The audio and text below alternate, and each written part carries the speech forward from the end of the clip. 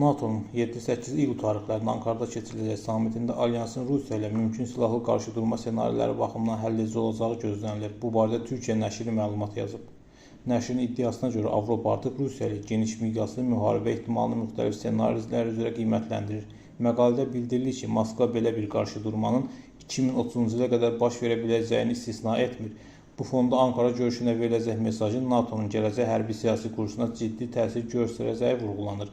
Məqalədə iddia olunur ki, Avropa paytaxtlarının əsas suallardan biri ABŞ-ın mümkün böhran zamanı müttəfiqlərin əvvəlki kimi tam dəstək verib-verməyəcəyidir. Xüsusilə Donald Trumpın NATO üzvlərinin müdafiə xərcləri ilə bağlı sərt mövqeyi fonunda Vaşinqtonun gələcək siyasəti diqqətlə izlənilir.